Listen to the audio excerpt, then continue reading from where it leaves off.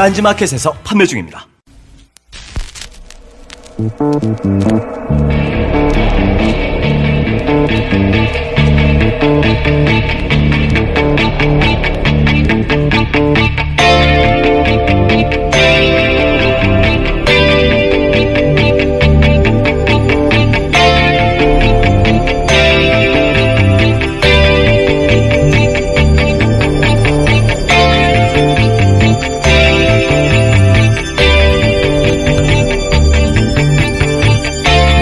안녕하세요. 김어준입니다.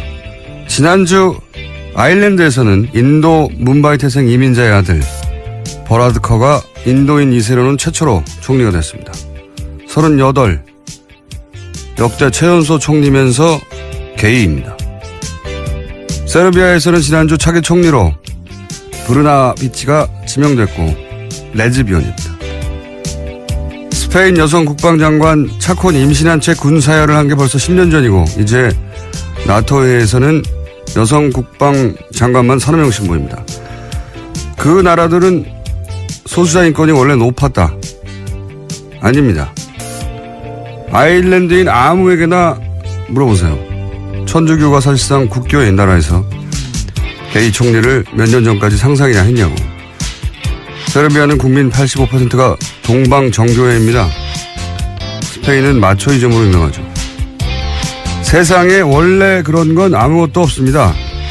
기존 질서를 유지하려는 힘을 변화하고자 하는 힘이 넘어서면 그때 사회는 한 발자국씩 진화하게 되는 거죠.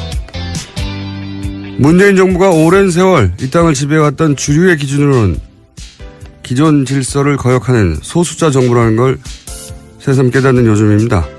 원래 그런 건 아무것도 없다는 걸 매일 되새기는 정부가 되길 기대합니다. 김어준 생각이었습니다.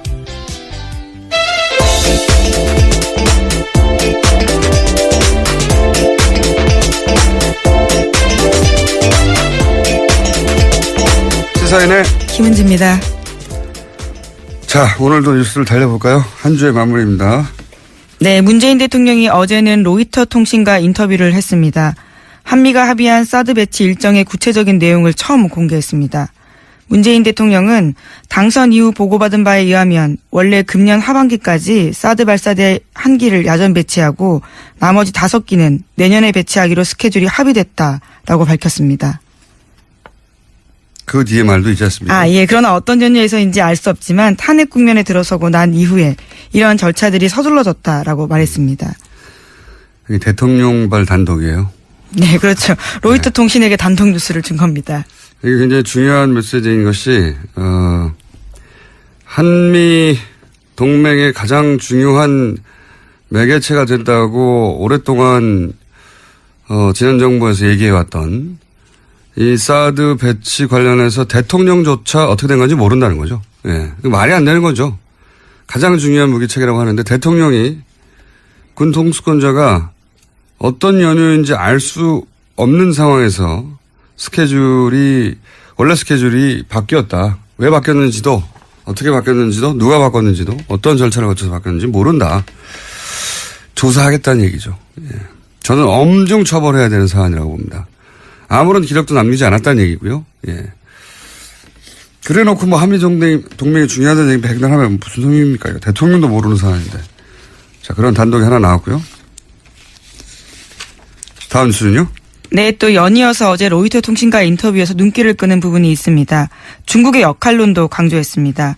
문재인 대통령은 중국의 도움 없이는 대북 제재가 성과를 거둘 수 없다면서 북핵 프로그램 통제에서 중국이 더 큰 역할을 해야 한다고 기대한다고 밝혔습니다.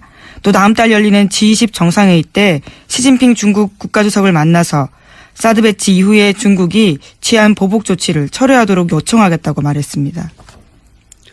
최근 중국에서 어젠가요? 그저께인가요? 네. 최근 이제 한미 간 오간 보도 내용 관련해서 환영 메시지가 나오기도 했죠. 유화적인 제스처를 좀 취하겠다는, 우리가 좀 취할 테니 당신들도 좀 취해라, 뭐 이런 얘기겠죠. 네. 어제, 요즘 외신과 계속 인터뷰 중이네요. 예. 네. 한미 정상회담 앞두고 외신을 연차 인터뷰하고 있는 중입니다. 문재인 대통령이요. 다음 뉴스는요? 어제 강경화 외교부 장관은 렉스 틸러슨 미 국무장관과 처음 통화했습니다. 틸러슨 장관은 사드 부지 환경 영향 평가 등 국내법적 절차에 대해서 한국 내 민주적 절차를 존중한다라고 밝혔습니다. 강 장관이 사드 배치 결정 과정에 대한 문재인 정부의 재검토 작업을 설명하고 이해를 구하는 데서 나온 대답이었습니다. 이게 이제 문재인 특보가 한국이 이 절차를 밟아야 한다고 했더니 그 자리에 있던 마이클 그린 계속 며칠째 나오고 있습니다. 네, 그린이 빨리 해야 된다. 특례 만들어서 신속하게 해야 된다. 이런 걸 토대로 뭐 한미 동맹이 위태롭다는 호들갑을 떨었잖아요. 네. 그런데 이제 국무장관이 존중한다고 미 국무장관이 한미 동맹을 깨고 있는 거죠. 그 호들갑을 떨던 시각에서 보자면 말이 안 되는 거였는데 제가 3일째 이 얘기를 하지 않을 수가 없네요. 이 마이클 그린이 소속된 싱크탱크 소속된 사람들 발로 우리 워싱턴 주재 기자들이 인터뷰해서 멘트를 굉장히 많이 땁니다. 근데 CSIS 같은 경우는 이제 가장 유명한 곳인데 여기 가장 큰 돈줄이 일본의 사사가와 재단이에요. 우리나라에서는 안 유명한데 이 싱크탱크 사이에서는 굉장히 유명하죠. 돈 많이 되는 걸로. 이 사사가와 재단은 사사가와라는 정치인이 극우 파시스트예요. 네. 자기가 실제 그렇게 얘기했어요. 내가 세계에서 제일 돈 많은 파시스트라고. 네. 예, 무솔리니 추종하고. 예. 거기서 돈을 댑니다. 이 싱크탱크가. 싱크탱크가 무슨 고고한 학술단체가 아니에요. 이제 지적 용병이라고 할까요? 예.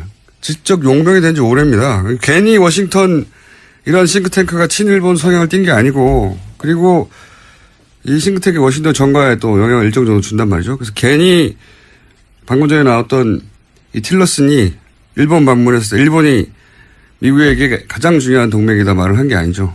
그러면서 곁가지로 한국은 그 파트너 중에 하나란 말. 괜히 나온 말이 아니에요. 예. 우리나라에서 우리 보수가 우리끼리 그냥 우리나라에 앉아서 한미동맹 가장 중요하다. 이런 말 하고 있는 건 정말 웃긴 얘기입니다. 사실. 그 현장에서는 이런 포럼에서는 혹은 싱크탱크는 일본의 영향력 아래에 들어간 지 오래됐어요. 예. 사사가와 재단 한번 찾아보세요. 그런 일본 영향력에 바이러스 걸린 사람들 멘트를 따서 문재인 정부가 한미동맹을 위태롭다라고 하는 거는 웃긴 이야기입니다. 왜냐하면 이런 포럼에 가면 한국 관련 나오면 일본 시각이 고스란히 그 주류 시각처럼 전해져요. 그 일본 시각 예를 들어서 한국은 미국보다 중국에 더 가까워지고 있고 최근에. 그래서 미국에 덜 중요하고 이런 얘기가 나옵니다. 다음에 자세히 한번 다루죠. 예. 다음 순요. 네, 한미가 연합군사훈련을 중단하면 북한도 핵과 미사일 실험을 중단할 수 있다고 계영춘 인도 주재 북한 대사가 밝혔습니다. 인도. 예. 개 대사는 리수용 외무상 측근으로 알려진 인사입니다. 또 한미 정상회담을 일주일 앞둔 시점에 나온 발언이어서 주목됩니다. 이게 이제 문정인 특보 발언, 미국 발언, 북한 발언이 한 궤를 이루고 있어요. 그러니까 한미, 북미 채널이 돌아가고 있다는 뜻이고 문재인 특보 발언은 사실은 이렇게 지나고 보면 아무런 문제가 없는 발언이었어요. 예. 아무런 문제가 없는. 그래서 박지원 국민의당 전 대표가 시기와 내용도 문제가 없다라는 식의 이야기를 했었죠. 이런 뉴스를 보고 종합한 거죠. 네. 그러니까 그 호들갑은 무지했거나 의도적이었거나 둘 중에 하나입니다. 다음 뉴스는요. 문재인 대통령은 올해 하반기 공무원과 공공기관의 블라인드 채용제 실시 의지 밝혔습니다. 특별한 경우가 아니면 이력서에 학벌이나 출신지, 신체 조건 같은 차별적 요소를 기재하지 않도록 하겠다고 밝혔습니다. 이거 원래 10년 전부터 그렇게 하기로 돼 있었는데 그동안 안 한 거죠. 거꾸로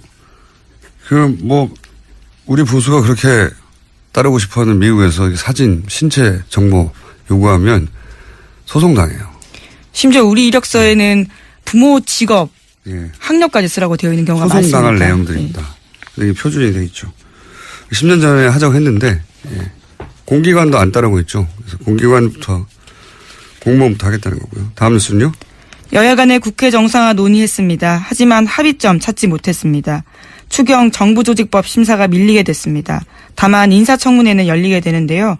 어제 더불어민주당 우원식 원내대표가 이와 같은 소식을 전하다가 눈물을 흘렸습니다. 우 원내대표는 자유한국당이 정권교체를 인정하지 못하고 있다. 대선 불복이다. 국민의당도 섭섭하다. 이렇게 밝혔습니다. 이 이야기는 저희가 3부에서 우원식 원내대표를 직접 연결해서 어떤 의미인지 들어보겠습니다. 자, 오늘 게스트가 많거든요. 다음 뉴스는요? 네, 정유라 씨나 최순실 씨 소유로 된 독일 재산이 없다고 TV조선이 보도했습니다. 현금화해서 모두 썼거나 다른 사람 명의로 바꿨다라는 건데요. 검찰은 정 씨가 소진한 돈이 삼성에서 받은 돈 등 불법으로 세탁한 돈일 가능성이 높다고 판단하고 있습니다. 그렇기 때문에 찾기 어렵다라는 고충도 토로하고 있습니다.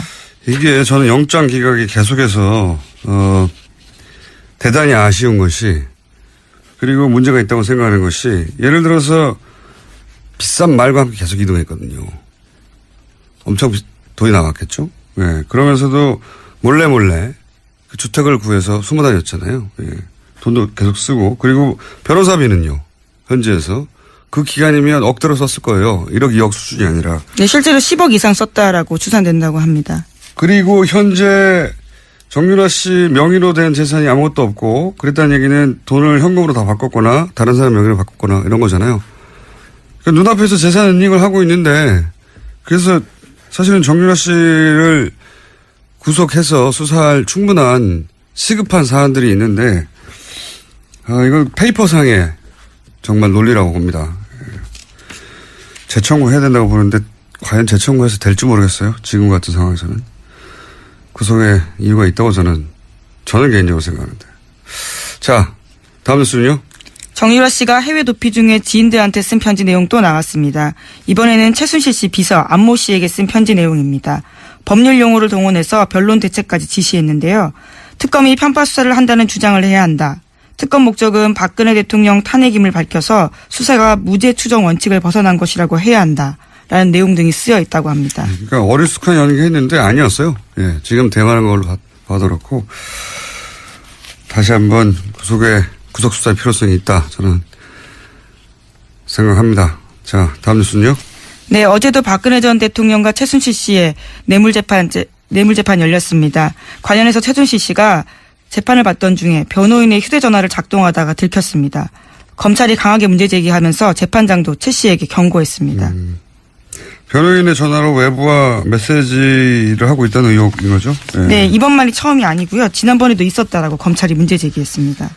재판정에서도 이러고 있으니까요. 재판정이 아닌 곳에서는 항상 해왔다는 합리적 의심을 가질만 하죠. 자, 다음 뉴스는요. 최태원 SK그룹 회장이 박근혜 전 대통령 재판에 증인으로 어제 참석했습니다. 대통령과의 독대 당시에 최 회장은 동생의 가석방을 언급했고, 박근혜 전 대통령은 SK의 출연 금액을 직접 확인했다고 진술했습니다. 대통령이 직접 돈 얘기하기 쉽지 않은데 얼마 내느냐고 물어봤다는 거 아닙니까? 네, 안종범 전 수석 불러서 직접 금액 확인하고 감사한다라는 이야기까지 했다고 합니다.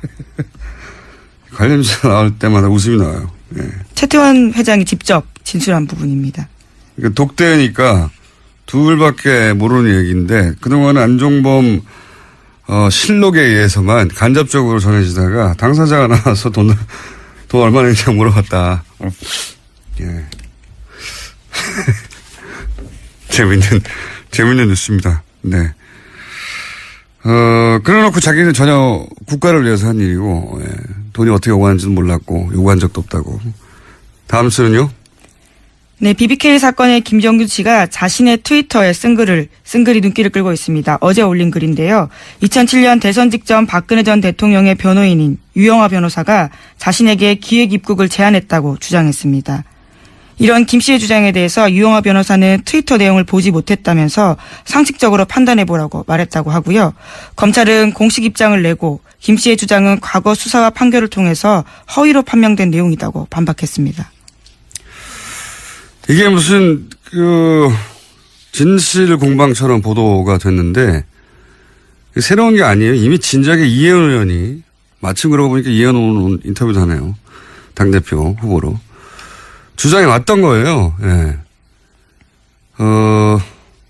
당사자가 김경준 씨가 자기를 보러 온 사람이 누구라고 말한 거 아닙니까, 당사자가. 그렇죠. 2007년 당시에. 예. 이혜원 의원도 진작부터 주장을 했었고요. 근데 여기에 대해서 유영하 변호사 상식적으로 판단해보라고 하는데 뭘 상식적으로 판단해보라는 건지 모르겠는데 이걸 진실 공방인 것처럼 몰고 가면 이건 물타기입니다. 이게 기사가 되려면 왜 당시에는 유영하 변호사 대신에 이혜원 의원이 뒤집어 썼는가. 그리고 이혜원 의원한테 크로스 체크를 해야지 규정에 맞는 기사인 거죠. 예. 검찰 주장을 고스란히 똑같은 무게로 실을 게 아니라. 예. 이유가 뭘까?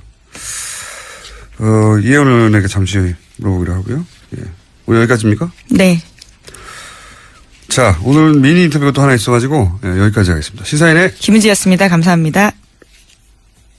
자, 바로 이어서 저희가 미니 인터뷰를 짧게 잡았는데 전국 판사들이 대법원장 사퇴를 요구했는데 이게 30년 만의 일이라고 합니다. 어떻게 된 일인지 이정열 전 부장판사 잠시 연결해 보겠습니다. 안녕하세요, 판사님. 네, 안녕하세요. 네, 요즘 자주 연결합니다. 네, 네, 그렇습니다.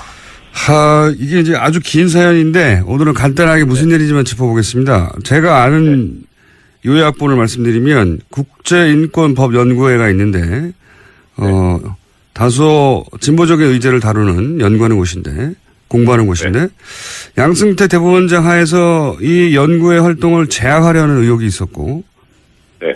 그런데 알고 보니까 관련해서 블랙리스트가 있다는 의혹도 동시에 또 제기가 됐습니다. 후에. 그래서 법관들이 모여서. 둘 다 의혹이 아니고요. 예. 둘 다 사실일 거예요. 네. 네. 사실이라고 생각하시는 것이고 사실이라고 볼 만한 정황도 여러 가지 있었죠. 그래서 이제 법관들이 모여서 의결을 했어요. 그렇죠? 그리고 이제 게시판도 열렸습니다. 익명 게시판이. 거기서 이런 요구들이 나온 거죠. 대법원장 왜 아무런 얘기가 없냐. 우리가 모여가지고 이 문제를 제기했는데 블랙리스트 관련해서 대법원장 반응이 없다. 사퇴하라. 이렇게 된 거죠. 네, 그렇죠. 이게 요약본인 거죠. 예, 예. 주로 어떤 이유로 그 판사들이 사퇴하라는 내용을 여기다가 이 게시판에 익명 게시판에 계속 올리고 있습니까? 일단 최초 두 가지 이유가 있는데 하나는 이 처음에 조사가 있었잖아요. 예. 네, 진상조사 보고서가 제출이 됐는데 블랙리스트에 아무 얘기가 관한 없었던 거예요. 블랙리스트도 그렇고 국제인권법 연구에 관련해서도 네. 그렇고요. 거기에서 이제 일부 문제가 있다고 얘기를 했었어요. 예. 그러면은 전혀 문제가 없었다 그러면 뭐 사실 아무 상관이 없는데 일부 문제가 있었다고 하면 어느 정도는 대법원장이 얘기를 해줘야 되는데 아무 얘기를 안 했어요. 그리고 그다음 문제가 있었으면 징계위원회를 열었어야 되는데 징계위원회를 연 게 아니라 공직자윤리위원회라는 걸 열어가지고 약간 좀 무마하려고 하는 시도가 아니냐라는 그런 의문이 제기된 데다가 이 공직자윤리위원회 위원장이 또 사퇴를 해버리면서 결국은 지금 공전 상태거든요. 아무것도 안 이루어지고 있는 거예요. 이게 이제 하나의 이유고 예. 또 하나는 이 아까 말씀하신 익명 게시판이 열린 다음에 초기에 올라온 글이 그 익명 게시판이 열리게 된 취지는 이게 원래는 실명제인데 실명으로 하면 대법원이나 법원행정처 쪽에 비판적인 의견을 제대로 못 실을 것 아니냐. 그래서 익명으로 하자 해서 열어놨던 거를 오히려 이렇게 거꾸로 돼가지고 이 전국 법관대표회의를 비판하는 내용이 올라온 거예요. 아하. 그러니까 판사들이 보기에는 이거는 이 대표성에 흠집을 내려고 하는 행정처 쪽의 음모가 아니냐. 그러니까 오히려 역풍이 불어버린 거죠. 아하. 익명 게시판을 열어서 이런 전국 법관 대표 회의에서 의결됐던 내용이나 이런 내용에 대해서 비판하는 내용이 올라오자 거꾸로 이제 법관들이 화가 나서 네. 이 익명 게시판을 열었던 이유가 결국은 이 판사들의 요구를 이런 식으로 뒤에서 비판하려고 했던 거냐라고 거꾸로 물러가라 이런 얘기가 된 거군요. 네. 예, 그리고 게다가 또 하나 있는 게 지금 사실 이게 이야기하기 조심스러운 건데 익명 게시판이기도 하고 내부 게시판이잖아요. 네. 그러니까 외부에서는 사실 알 수가 없는 건데 법관 아니면 이게 거의 이게 거의 실시간으로 지금 보도가 되고 있거든요. 누군가가 전달한다는 얘기네요. 네. 예, 그리고 게다가 지금 요새 올라오는 글들이 뭐 저는 언론 보도를 보고 알긴 했는데 이게 너무 수준이 낮다는 거예요. 그래서 이게 정말 이거 법관이 쓰고 있는 게 맞냐. 그러니까 오히려 이게 정말 아니 뭐 법관들도 게시판에 가면 네티즌이죠. 뭐 그렇긴 한데 이게 법관 수준의 글이 아니라는 거예요. 그래서 오히려 일부 법관들의 아이디가 도용당하고 있는 건 아니냐. 뭐 그런 얘기까지 하고 있더라고요. 예, 그 정도다. 네. 네.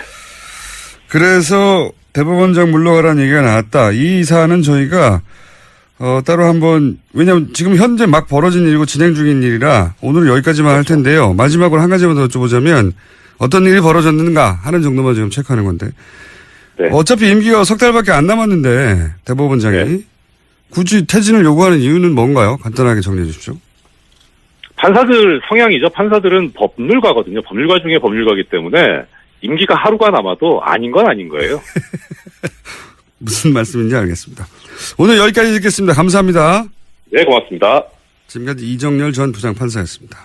골반 잡자 바로 잡자 바디로직 허리 통증 바로 잡자 바디로직 몸매 교정 바로 잡자 바디로직 자세가 좋아지는 골반 교정 타이즈 바디로직 검색창에 골반 교정 바디로직 삐딱한 남성 골반 허리에도 역시 바디로직입니다. 바디로직의 효과를 못 느끼셨다면 100% 환불해드립니다. 자세한 환불 조건은 홈페이지를 참조하세요. 아무도 묻지도 따지지도 않고 가입하셨다고요? 보험은 너무 어려워요. 걱정 마십시오.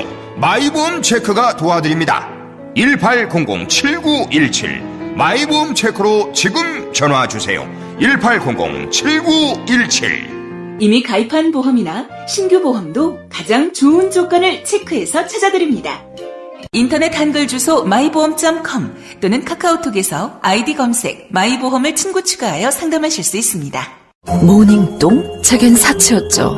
내가 토끼인지 토끼똥이 나인지 내가 변을 본 것인지 변을 당한 것인지 나는 바나나이고 싶다. 간혹 구렁이이고도 싶다.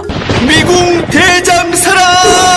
빅똥의 추억 미궁 대장사랑이 찾아드립니다. 혈중 콜레스테롤 개선과 배변 활동에 도움을 주는 건강기능식품입니다. 검색창에 미궁 대장사랑. 미궁 장사랑 이름 바꿨어요. 프로바이오틱스 12종 추가. 미궁 대장사랑.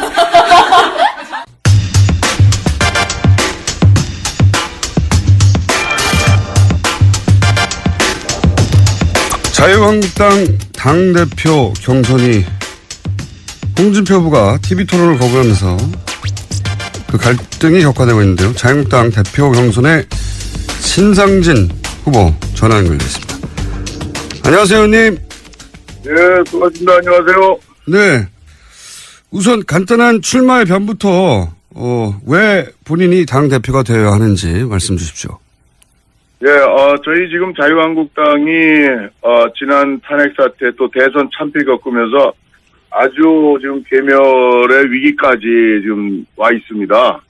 그래서 국민들로부터 이게 등을 돌렸고 국민들께서 그리고 이것이 이제 쓰러지는 우리 한국당을 좀 건전한 보수로 이기 위해 정말 리모델링하고 다시 세워야 되겠다는 그런 그 취지에서 제가 출마를 했습니다. 그동안 우리 보수 우리 한국당이 과거 지도부의 인물로는 우리 시대 변화에 또 민심에 따라서 당을 바로 세우기가 힘들다 이런 판단에서 제가 감히 나섰습니다. 예, 그리고 저는 성남시 중원구 지역구인데요. 저희 지역구에 아주 서민들이 많이 사시는 동네인데 저같이 이제 그런 동네에서 4선까지 하고 또 우리 당이 어려울 때 그냥 책임 없이 가만히 있는 것보단 이 국민의 눈높이에 맞는 정치를 우리 자유한국당이 제대로 수용하고 제대로 맞추어서 잘 좀 우리 보수의 정말 이 건전화 이렇게 바로 세우고자 제가 이렇게 출마하게 됐습니다. 알겠습니다. 4선이시긴 한데 이제 대선 후보였던 홍준표 전 지사나 당 지도부를 영입했던 원유철 의원에 비해서 이제 상대적으로知名도가 낮은 건 사실인데요. 먼저 네.知名도가 훨씬 높은 홍준표 후보는 왜 대표가 되면 안 되는 겁니까? 그분은 어떻게 보면 지난 2011년도에도 당대표를 하다가 네. 7개월 만에 이제 하차를 했습니다. 당시에 그 디도스 사건 처리 네네. 과정에 이제 당 지도부 또 최고위원들하고 뜻이 안 맞아서 최고위원들이 물러나면서 당 지도부가 이제 와해가 됐죠. 네. 이제 그것이 어떻게 보면 이제 지도력의 한계라는 하나의 그 실천 과정에서 보여줬던 모습이라고 볼 수 있고 또 지금 우리 국민들이 원하는 거는 계파가 좀 보수당이 계파 갈등으로 맨날 싸워서 여기까지 왔는데 좀 그런 계파 갈등 어떤 사익을 추구하는 그런 식의 당권 투쟁 같은 게 좀 없어야 되겠고, 또 지금 이제 우리 국민들이 좀 이 품격 있는 좀 그런 정치를 원합니다. 근데 우리 홍준표 후보 같은 이제 그런 면에서 좀 국민의 기대에 좀 못 미치는 부분이 많이 있고, 그래서 저 같은 경우는 이제 사실 인지도 면에서는 약하지만 인지도가 오히려 없는 것이, 없다기보다 좀 낮은 것이 저는 오히려 이제 참신한 정치, 또 저 같은 경우는 13년 정치하면서 어느 계파에 속하거나 줄서거나 이런 적이 없습니다. 그래서 저는 계파 갈등을 옆에서 수없이 잘못된 걸 봐왔기 때문에, 또 원유철 후보도 훌륭하긴 하지만 또 원내 대표로서 지난 자유한국당이 아주 참패한 또 눈꼴 사나운 모습을 보여줬던 지난 총선이요. 총선 과정에 그때 원내 대표였었죠. 그런 책임 있는 당이 여기까지 오는데 책임을 좀 져야 될 지도부의 인물들이 다시 이렇게 출마하는 것을 보고서 제가 인지도는 낮지만 사실은 인지도 낮은 것이 오히려 국민께도 당원이 볼 때는 좀 새롭게 일할 수 있는 그런 희망의 어떤 그런 새 인물이라고 생각해서 제가 가능성이 있다고 보고, 그래서 저는 당을 개혁하기 위해서 좀 과감한 판단을 좀 했습니다. 제가 물론 그때 비밀투표였긴 합니다만 대충 추정하기로는 언론에서 탄핵에는 찬성하신 것으로 알려졌는데 하시는 거 보니까 맞군요. 근데 탈당은 또 안 하셨어요? 그죠? 저는 그때 탄핵이 사실은 절차상이나 저는 좀 문제가 있었다고 생각을 합니다. 이게 어떤 죄목이나 이런 탄핵 사유가 사실 언론에서 많이 언급이 됐지만 그것이 사실은 이제 어느 정도가 진실이고 어느 정도가 사실이 아닌지에 대한 명백한 특검에서 그것이 조사가 충분히 조사 들어가기도 전이었죠. 12월 9일이. 그래서 저는 탄핵 자체의 절차상의 문제를 느꼈음에도 불구하고 이것이 당시의 사태가 대단히 국정이 나라가 아주 대단히 혼란과 위기를 거듭하고, 또 박근혜 전 대통령이 당시에 4월 하야설 그리고 또 조기 대선 언급을 당내 지도부에게 공개적으로 한 건 아닙니다만은 그렇게 해서 우리가 당론을까지 했는데, 사실은 그렇게까지 사태가 이좀 차분히 이게 전개되는 상황이 아니고 오히려 국가가 더 굉장히 혼란과 위기를 거듭할 수 있는 이런 상황이기 때문에 오히려 헌법재판소의 오히려 판결을 정확히 받아보는 그런 절차가 오히려 더 필요하겠다 싶어서 좀 그런 탄핵에 찬성은 안 했지만 정치적 그런 결정을 한 바가 있습니다. 그러시군요.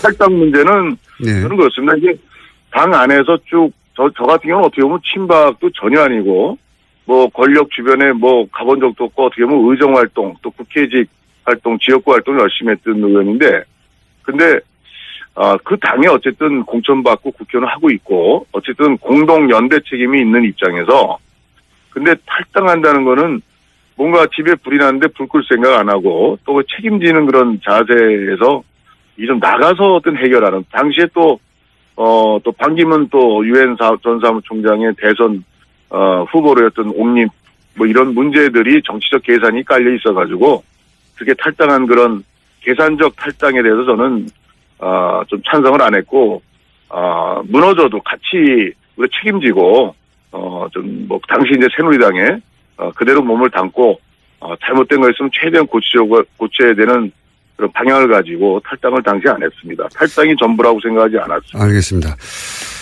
자, 그럼 이 질문을 좀 드려봐야 되겠습니다. 자유한국당이 문재인 정부 출범 이후에 박수 쳐준 대목이 아무것도 없다는 이미지인데요. 이게 언론에 잘못 알려진 이미지입니까? 아니면 실제 문재인 정부가 잘하는 게 없어서 박수를 쳐주지 않은 건가요? 글쎄, 사실 지금 이제 문재인 정부 출범이 한 40일 이제 됐잖아요. 네, 50일 가까이, 예. 네. 10일이니까, 아니죠. 40일이군요. 예. 네, 40일 됐는데, 사실 바로 이제 인사 문제가 있지 않습니까? 네네. 이건 어떻게 보면, 박수를 치고 싶어도 칠 뭐 틈이 없었던 것 같아요. 알겠습니다. 바로 이제 뭐 총리 임명 문제서부터 해서 그 인사 문제가 이제 또 이슈가 되고, 이게 참 어떻게 보면 과거에는 뭐 새 정권 들어서면 서로 그냥 대선 때 싸우고 뭐 온갖 걸 했어도 그래도 몇 달은 조금 가는데, 네. 이렇게 이제 새 정부가 일단 어쨌든 선출이 됐으면 일할 수 있는 좀 그런 힘은 얻어야 될 거 아니야? 잘못됐든 잘했든. 근데 네. 좀 굉장히 이제 첫 인사부터 이렇게 꼬이니까, 저로서도 야당이지만, 대단히 좀 안타깝고, 또 저는 한편, 저도 옛날에, 청년 때 뭐 야학교사, 노동운동, 학생운동, 뭐, 감옥도 가고, 뭐 다 겪었습니다만은, 어떻게 주변에 그렇게 사람이 없나, 적폐청산하고, 박근혜 MB 정부의 그 역대 또 인사 문제에 대해서 그렇게 이제 아주 보수 정권의 아주 썩은 부분이다, 부패다 이렇게까지 또 당시 야당에서 민주당에서 공격을 했는데, 또 민주당도 이렇게 사람이 없는가 그렇다면 이건 어떻게 보면 당대당의 문제를 넘어서 우리 대한민국이 정말 이 공직자 또 위에 높은 뭐 소위 그런 뭐 위에서 일하는 사람들의 이 도덕성이 살아온 어떤 모습이 이 보통 문제가 있지 않다 이런 데 대해서 네. 국민들께서도 이런 차제에 그런 문제 있으시군요. 지지하든 않든 간에 이런 문제에서는 좀 바로잡고, 그리고 또 문재인 정부도 널리 인재를 구하면 좋은 사람이 있을 거예요. 근데 이게 이제 바로 자기 측근들 주변 이 코드 뭐 이렇게 또 선거 때 공을 세웠거나 이런 가까운 데서 찾다 보니까 이런 한계들을 노정해서 야당으로서도 이런 문제를 뭐 그냥 또 이렇게 뭐 박수치고 넘어갈 수는 없지 않습니까? 그래서 참 대단히 안타까운 현실입니다. 알겠습니다. 뭐 강경화 장관이 측근이거나 가까운 데 찾은 건 아닌 것 같긴 한데 그런 문제 인식은 알겠고요. 예. 그러면 본인이 당대표가 되면 이 대외관계는 어떤 변화가 있을 예정입니까? 글쎄, 이건 뭐 일방으로 변화가 뭐 온다고 보기는 어렵고요.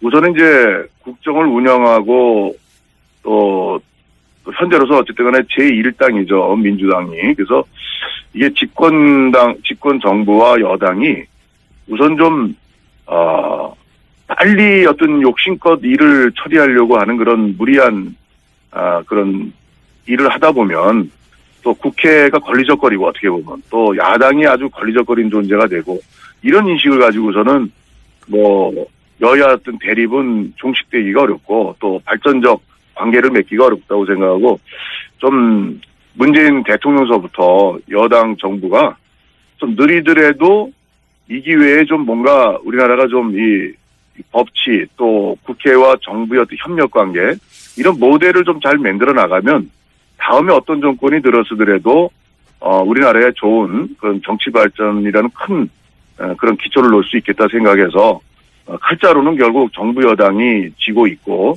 또 그것이 합리적이고 또 야당이 아무리 때를 쓸래도 합리적이고 국민 지지를 받는다면 진정하게 그러면 야당을 이길 수가 있겠죠. 그렇지만 지금의 인사 문제라든가 또 이번에 뭐 추경도 사실은 불효불급한 거는 우리 야당이 반대한다면 국민들한테 돌팔매 맞죠. 그렇지만 뭐 공무원 수를 뭐 대폭 늘린다든가 그게 사실 일자리 늘리는 그런 거로 볼 수는 없는 거죠. 그래서 좀 예를 들어서 공무원도 1,500명 이게 아니라 뭐 249명이 필요하다. 원래 공무원 증원은 대단히 철저하게 따져서 원래 하는 겁니다. 근데 이걸 그냥 뭐 일자리 해가지고 공시생들 정말 그냥 이 지원만 왕창 늘려놓고서 거기에 희망 가는데 그 희망 성취하는 취업이 공무원으로 되는 사람이 얼마나 있겠습니까? 그래서 좀 이런 정책들을 좀 합리적으로 좀 야당하고 좀 이 통과되고 또 함께 할 수 있는 걸 미리 예상해서 좀 거기에서 조금 더 나가든가 해야지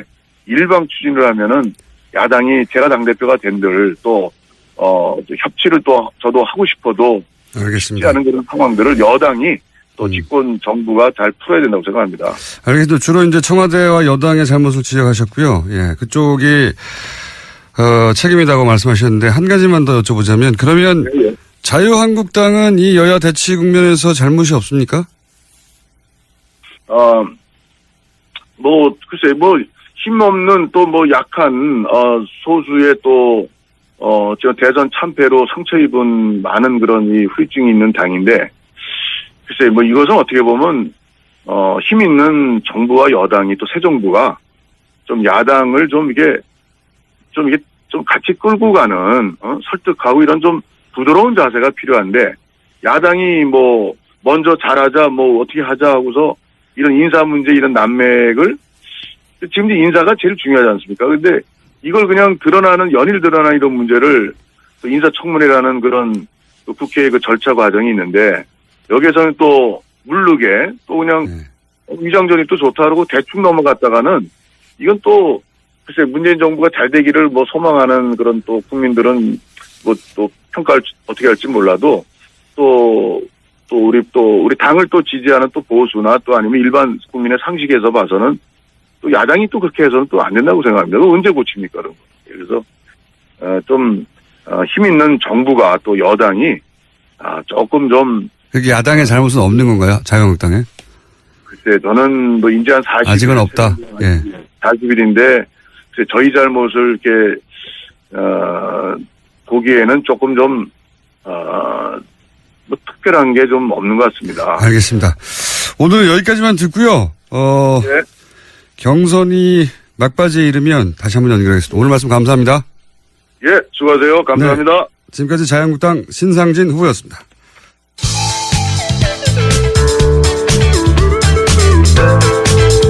뉴스의 깊이가 다릅니다. 최고의 뉴스 생산자 김어준입니다.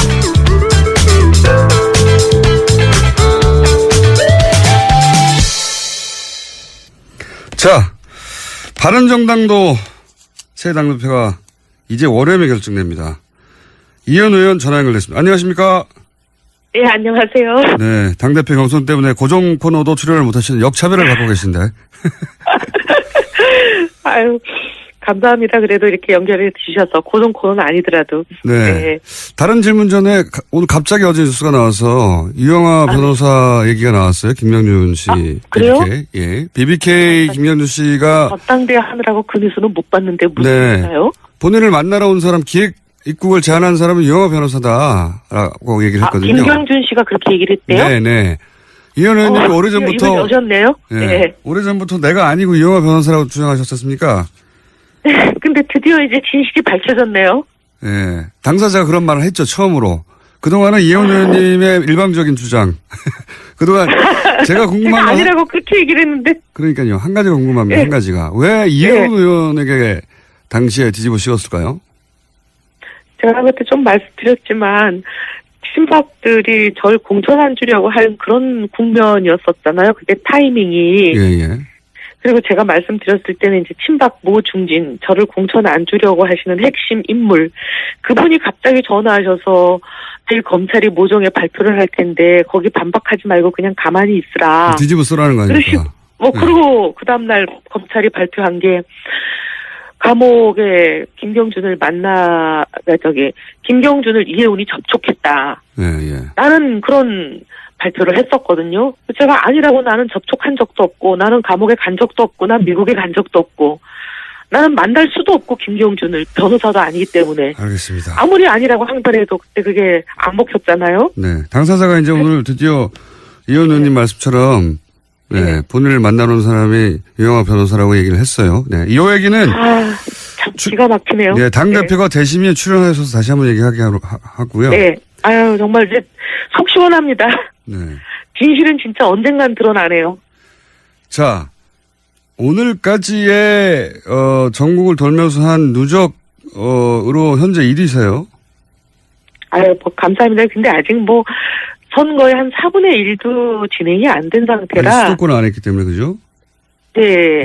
그리고 또 저희는, 당원도 많고 당원들 투표율이 높은 곳이 TK거든요. TK가 아직 투표를 진행하고 있고 이게 끝나지 않았기 때문에. 그렇군요. 전혀 판세를 짐작하기는 좀 어려운 상황입니다. 현재 판세로는, 지금까지의 판세만으로는 1, 2위를 이현 후보, 하태경 후보가 큰 차이 없이 박빙으로 다투고 있다. 이 정도인데요. 하태경 후보 저 인터뷰했더니 본인이 1등 할 거라고, 본인은 본인과의 싸움이라고 하던데, 하태경 의원은 당대표 하면 안 됩니까? 저는 뭐 하태경 후보 잘하지만 저는 이 국면에서 이제 하태경 후보가 잘할 수 있는 국면이 있고 또 저 같은 사람이 필요한 국면이 있고 이게 다 타이밍이 좀 다르지 않나 생각합니다. 근데 지금은 강온 양면 전략이 동시구사가 돼야 되는 국면이라고 생각해서 저 같은 사람이 더 필요한 국면이다 이렇게 감히 말씀을 드리겠습니다. 하태경 의원은 왜 강온을 못하는 거죠?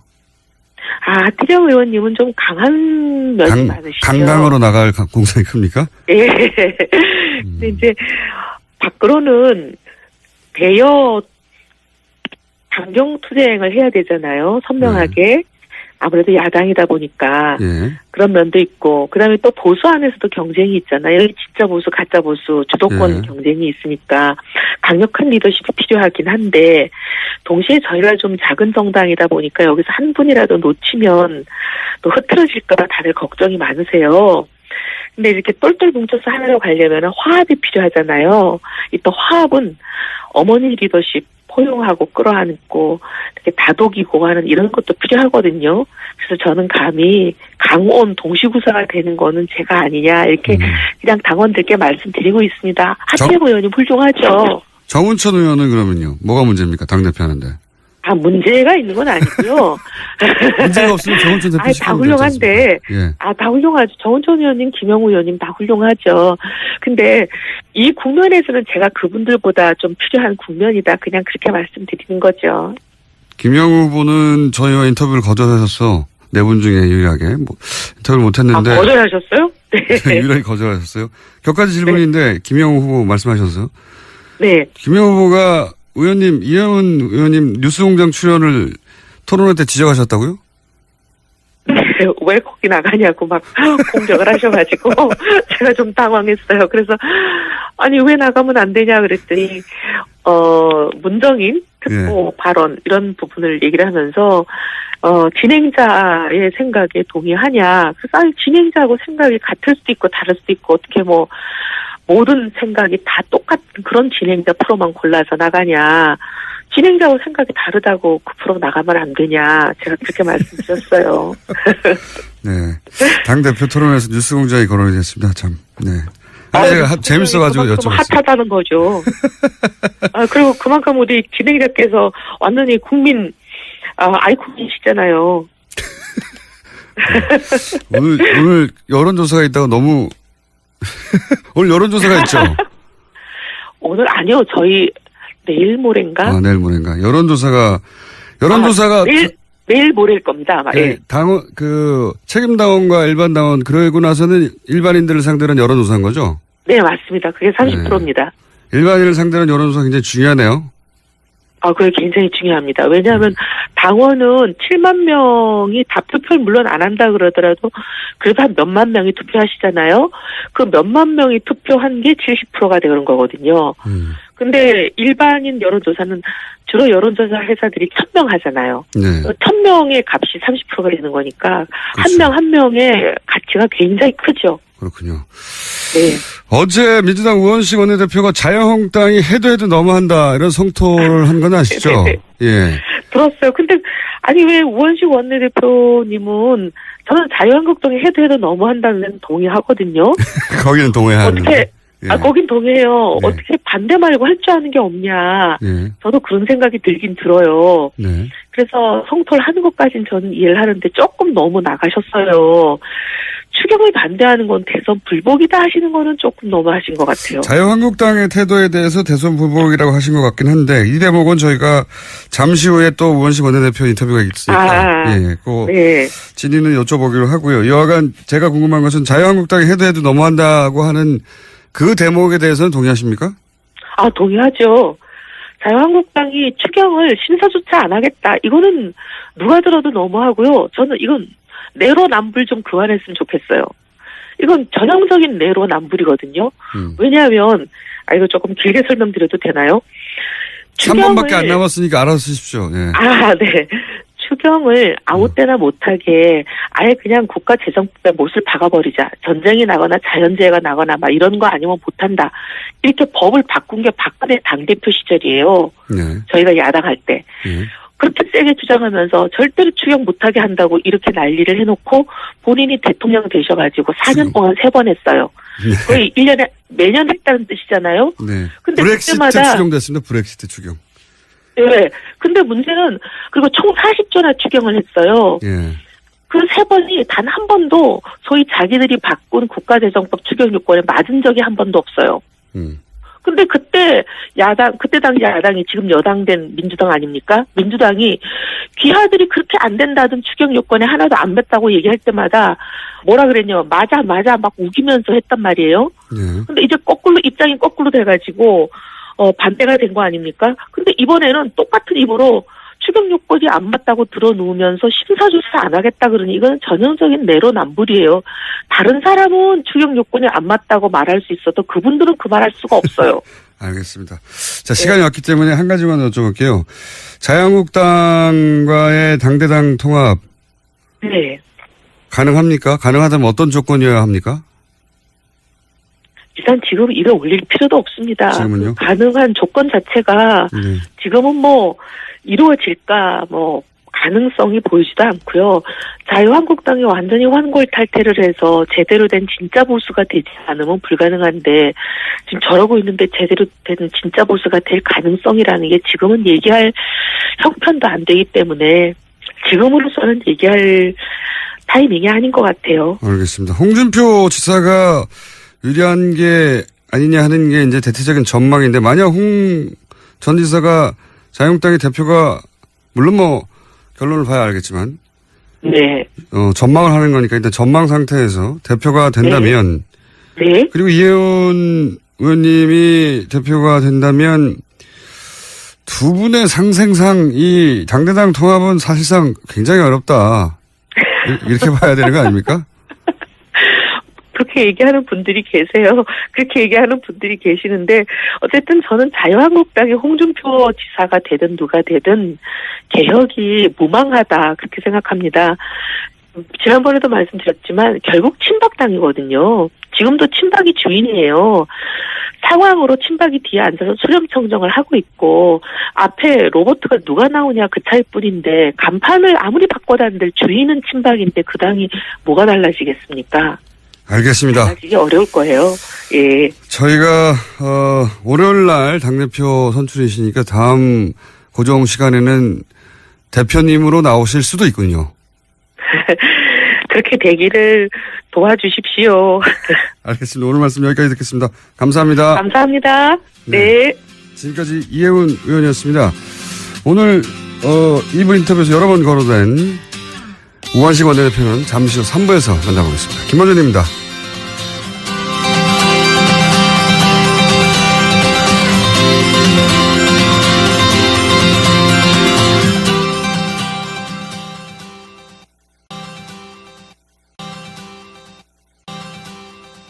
다음 뉴스는요? 여야 간의 국회 정상화 논의했습니다. 하지만 합의점 찾지 못했습니다. 추경 정부조직법 심사가 밀리게 됐습니다. 다만 인사청문회는 열리게 되는데요. 어제 더불어민주당 우원식 원내대표가 이와 같은 소식을 전하다가 눈물을 흘렸습니다. 우 원내대표는 자유한국당이 정권교체를 인정하지 못하고 있다. 대선 불복이다. 국민의당도 섭섭하다. 이렇게 밝혔습니다. 이 이야기는 저희가 3부에서 우원식 원내대표를 직접 연결해서 어떤 의미인지 들어보겠습니다. 자, 오늘 게스트가 많거든요. 다음 뉴스는요? 네, 정유라 씨나 최순실 씨 소유로 된 독일 재산이 없다고 TV조선이 보도했습니다. 현금화해서 모두 썼거나 다른 사람 명의로 바꿨다라는 건데요. 검찰은 정 씨가 소진한 돈이 삼성에서 받은 돈 등 불법으로 세탁한 돈일 가능성이 높다고 판단하고 있습니다. 그렇기 때문에 찾기 어렵다라는 고충도 토로하고 있습니다. 이게 저는 영장 기각이 계속해서 대단히 아쉬운 것이 그리고 문제가 있다고 생각하는 것이 예를 들어서 비싼 말과 함께 계속 이동했거든요. 엄청 돈이 나왔겠죠. 네, 그러면서도 몰래 그 주택을 구해서 숨어 다녔잖아요. 네, 돈도 계속 쓰고 그리고 변호사비는요. 현지에서 그 기간이면 억대로 썼을 거예요. 1억 2억 수준이 아니라. 네, 실제로 10억 이상 썼다라고 추산된다고 합니다. 그리고 현재 정유라 씨 명의로 된 재산이 아무것도 없고 그랬다는 얘기는 돈을 현금으로 다 바꿨거나 다른 사람 명의로 바꿨거나 이런 거잖아요.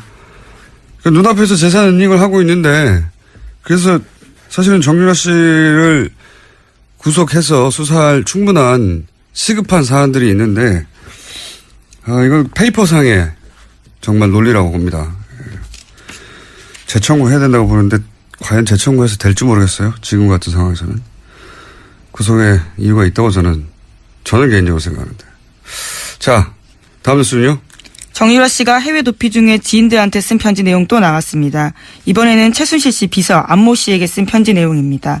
법률 용어를 동원해서 변론 대책까지 지시했는데요. 특검이 편파 수사를 한다는 주장을 해야 한다. 특검 목적은 박근혜 대통령 탄핵임을 밝혀서 수사가 무죄 추정 원칙을 벗어난 것이라고 해야 한다.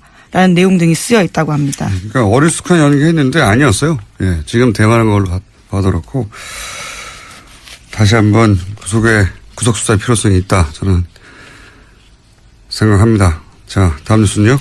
네, 어제도 박근혜 전 대통령과 최순실 씨의 뇌물재판 열렸습니다. 관련해서 최순실 씨가 재판을 받던 중에 변호인의 휴대전화를 작동하다가 들켰습니다. 검찰이 강하게 문제 제기하면서 재판장도 최 씨에게 경고했습니다. 변호인의 전화로 외부와 메시지를 하고 있다는 의혹인 거죠? 네, 이번만이 처음이 아니고요. 지난번에도 있었다라고 검찰이 문제 제기했습니다. 재판정에서도 이러고 있으니까요. 재판정이 아닌 곳에서는 항상 해왔다는 합리적 의심을 가질만 하죠. 자, 다음 수는요. 최태원 SK그룹 회장이 박근혜 전 대통령 재판에 증인으로 어제 참석했습니다. 대통령과의 독대 당시에 이해왔던 이 사드 배치 관련해서 대통령조차 어떻게 된 건지 모른다는 거죠. 예, 말이 안 되는 거죠. 가장 중요한 무기체계라고 하는데 대통령이 군 통수권자가 어떤 연유인지 알 수 없는 상황에서 원래 스케줄이 바뀌었다. 왜 바뀌었는지도, 어떻게 바뀌었는지도, 누가 바꿨는지도, 어떤 절차를 거쳐서 바뀌었는지 모른다. 조사하겠다는 얘기죠. 예. 저는 엄중 처벌해야 되는 사안이라고 봅니다. 아무런 기록도 남기지 않았다는 얘기고요. 예. 그래 놓고 한미 동맹이 중요하다는 얘기 백날 하면 무슨 소용입니까? 이거 대통령도 모르는 사안인데. 자, 그런 단독이 하나 나왔고요. 다음 뉴스는요? 네, 또 연이어서 어제 로이터 통신과의 인터뷰에서 눈길을 끄는 부분이 있습니다. 중국의 역할론도 강조했습니다. 문재인 대통령은 중국의 도움 없이는 대북 제재가 성과를 거둘 수 없다면서 북핵 프로그램 통제에서 중국이 더 큰 역할을 해야 한다고 기대한다고 밝혔습니다. 또 다음 달 열리는 G20 정상회의 때 시진핑 중국 국가주석을 만나서 사드 배치 이후에 중국이 취한 보복 조치를 철회하도록 요청하겠다고 말했습니다. 최근 중국에서 어젠가요? 그저께인가요? 네. 최근 이제 한미 간 오간 보도 내용 관련해서 환영 메시지가 나오기도 했죠. 유화적인 제스처를 좀 취하겠다는, 우리가 좀 취할 테니 당신들도 좀 취해라, 뭐 이런 얘기겠죠. 네. 어제, 요즘 외신과 계속 인터뷰 중이네요. 예. 네. 한미 정상회담 앞두고 외신을 연차 인터뷰하고 있는 중입니다. 문재인 대통령이요. 다음 뉴스는요?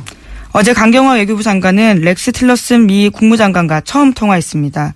틸러슨 장관은 사드 부지 환경 영향 평가 등 국내법적 절차에 대해서 한국 내 민주적 절차를 존중한다라고 밝혔습니다. 강 장관이 사드 배치 결정 과정에 대한 문재인 정부의 재검토 작업을 설명하고 이해를 구하는 데서 나온 대답이었습니다.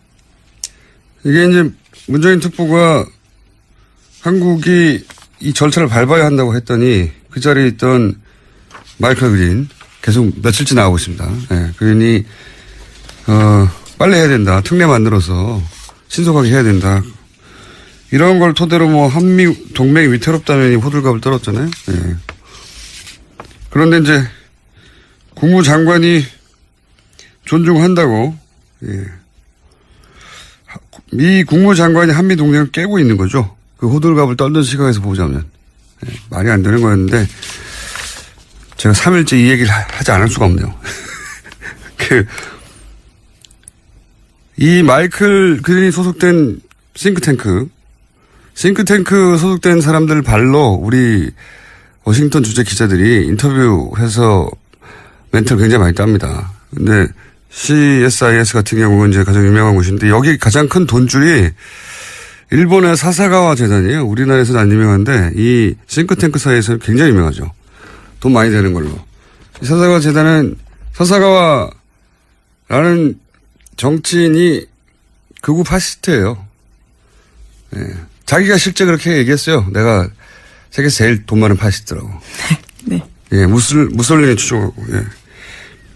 거기서 돈을 댑니다, 이 싱크탱크가. 싱크탱크가 무슨 고고한 학술단체가 아니에요. 이제 지적 용병이라고 할까요? 예. 지적 용병이 된 지 오래입니다. 괜히 워싱턴 이런 싱크탱크가 친일본 성향을 띈 게 아니고, 그리고 이 싱크탱크 워싱턴 정가에 또 영향을 일정 정도 준단 말이죠. 그래서 괜히 방금 전에 나왔던 이 틸러슨이 일본 방문해서 일본이 미국에게 가장 중요한 동맹이다 말을 한 게 아니죠. 그러면서 곁가지로 한국은 그 파트너 중에 하나란 말. 괜히 나온 말이 아니에요. 예. 우리나라에서 우리 보수가 우리끼리 그냥 우리나라에 앉아서 한미동맹 가장 중요하다. 이런 말 하고 있는 건 정말 웃긴 얘기입니다, 사실. 그 현장에서는 이런 포럼에서는 혹은 싱크탱크는 일본의 영향력 아래에 들어간 지 오래됐어요. 예. 사사가와 재단 한번 찾아보세요. 그런 일본 영향력에 바이어스 걸린 사람들 멘트를 따서 문재인 정부가 한미동맹을 위태롭다라고 하는 거는 웃긴 이야기입니다. 왜냐하면 이런 포럼에 가면 한국 관련 나오면 일본 시각이 고스란히 그 주류 시각처럼 전해져요. 그 일본 시각 예를 들어서 한국은 미국보다 중국에 더 가까워지고 있고 최근에. 그래서 미국에 덜 중요하고 이런 얘기가 나옵니다. 다음에 자세히 한번 다루죠. 예. 다음 순요. 네, 한미가 연합군사훈련을 중단하면 북한도 핵과 미사일 실험을 중단할 수 있다고 계영춘 인도 주재 북한 대사가 밝혔습니다. 인도. 예. 개 대사는 리수용 외무상 측근으로 알려진 인사입니다. 또 한미 정상회담을 일주일 앞둔 시점에 나온 발언이어서 주목됩니다. 이게 이제 문정인 특보 발언, 미국 발언, 북한 발언이 한 궤를 이루고 있어요. 그러니까 한미, 북미 채널이 돌아가고 있다는 뜻이고 문재인 특보 발언은 사실은 이렇게 지나고 보면 아무런 문제가 없는 발언이었어요. 예. 아무런 문제가 없는. 그래서 박지원 국민의당 전 대표가 시기와 내용도 문제가 없다라는 식의 이야기를 했었죠. 이런 뉴스를 보고 종합한 거죠. 네. 그러니까 그 호들갑은 무지했거나 의도적이었거나 둘 중에 하나입니다. 다음 뉴스는요. 문재인 대통령은 올해 하반기 공무원과 공공기관의 블라인드 채용제 실시 의지 밝혔습니다.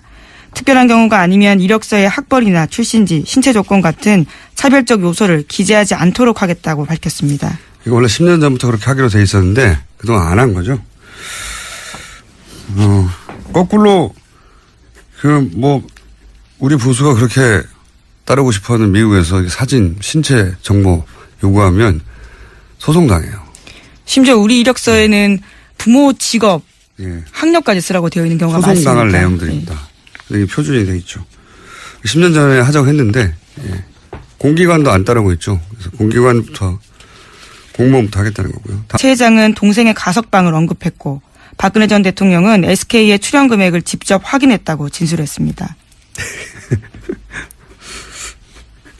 대통령이 직접 돈 얘기하기 쉽지 않은데 얼마 내느냐는 거 물어봤다는 거 아닙니까? 네, 안정보험 전 수석 불러서 직접 금액 확인하고 감사한다라는 이야기까지 했다고 합니다. 관련 뉴스 나올 때마다 웃음이 나와요. 네. 최태원 회장이 직접 진술한 부분입니다. 그러니까 독대니까 둘밖에 모르는 얘기인데 그동안 안종범 실록에 의해서만 간접적으로 전해지다가 당사자가 나와서 돈 얼마 내는지 물어봤다. 예. 재밌는 뉴스입니다. 네. 그래놓고 자기는 전혀 국가를 위해서 한 일이고, 예. 돈이 어떻게 오가는지도 몰랐고, 요구한 적도 없다고. 다음 수는요? 네, BBK 사건의 김정규 씨가 자신의 트위터에 쓴 글이 눈길을 끌고 있습니다. 어제 올린 글인데요. 2007년 대선 직전 박근혜 전 대통령의 변호인인 유영하 변호사가 자신에게 기획 입국을 제안했다고 주장했습니다. 이런 김 씨의 주장에 대해서 유영하 변호사는 트위터 내용을 보지 못했다면서 상식적으로 판단해보라고 말했다고 하고요. 검찰은 공식 입장을 내고 김 씨의 주장은 과거 수사와 판결을 통해서 허위로 판명된 내용이라고 반박했습니다. 이게 무슨 진실 공방처럼 보도가 됐는데 새로운 게 아니에요. 이미 진작에 이혜원 의원이 마침 그러고 보니까 이혜원 의원 인터뷰도 하네요. 당대표 후보로. 주장이 왔던 거예요. 예. 당사자가 김경준 씨가 자기를 보러 온 사람이 누구라고 말한 거 아닙니까, 당사자가. 그렇죠. 2007년 당시에. 예, 이혜원 의원도 진작부터 주장을 했었고요. 근데 여기에 대해서 유영하 변호사 상식적으로 판단해보라고 하는데 뭘 상식적으로 판단해보라는 건지 모르겠는데 이걸 진실 공방인 것처럼 몰고 가면 이건 물타기입니다. 이게 기사가 되려면 왜 당시에는 유영하 변호사 대신에 이혜원 의원이 뒤집어 썼는가. 그리고 이혜원 의원한테 크로스 체크를 해야지 규정에 맞는 기사인 거죠. 예. 검찰 주장을 고스란히 똑같은 무게로 실을 게 아니라. 예. 이유가 뭘까? 이혜원 의원에게 잠시 물어보기로 하고요. 예. 오늘 여기까지입니까? 네. 자, 오늘 미니 인터뷰가 또 하나 있어가지고 여기까지 하겠습니다. 시사인의 김은지였습니다. 감사합니다. 자, 바로 이어서 저희가 미니 인터뷰를 짧게 잡았는데 전국 판사들이 대법원장 사퇴를 요구했는데 이게 30년 만의 일이라고 합니다. 어떻게 된 일인지 이정열 전 부장판사 잠시 연결해 보겠습니다. 안녕하세요, 판사님. 네, 안녕하세요. 네, 요즘 자주 연결합니다. 네, 네, 그렇습니다. 이게 이제 아주 긴 사연인데 오늘은 간단하게 무슨 일이지만 짚어보겠습니다. 제가 아는 요약본을 말씀드리면 국제인권법연구회가 있는데 다소 딴지마켓에서 판매 중입니다.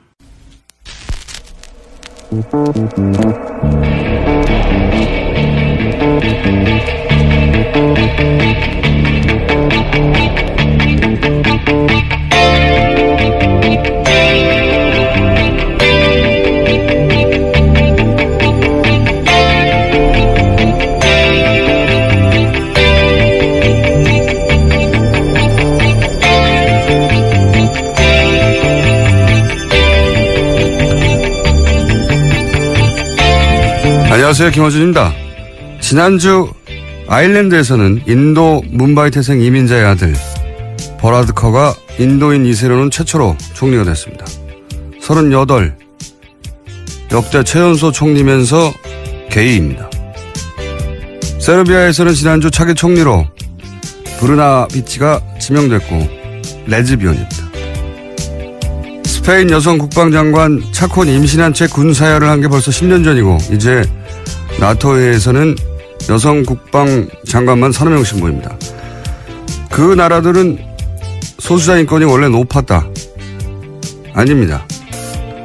아일랜드인 아무에게나 물어보세요. 천주교가 사실상 국교인 나라에서 게이 총리를 몇 년 전까지 상상이나 했냐고.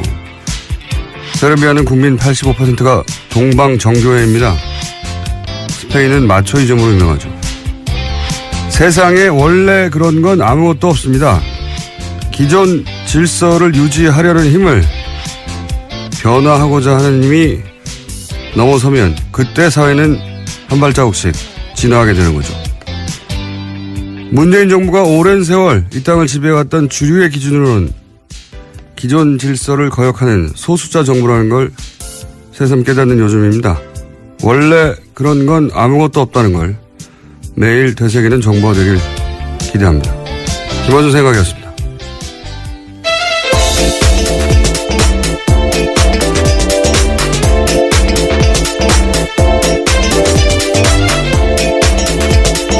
시사인의 김은지입니다. 자, 오늘도 뉴스를 달려볼까요? 한 주의 마무리입니다. 네, 문재인 대통령이 어제는 로이터 통신과 인터뷰를 했습니다. 한미가 합의한 사드 배치 일정의 구체적인 내용을 처음 공개했습니다. 문재인 대통령은 당선 이후 보고받은 바에 의하면 원래 금년 하반기까지 사드 발사대 1기를 야전 배치하고 나머지 5기는 내년에 배치하기로 스케줄이 합의됐다라고 밝혔습니다.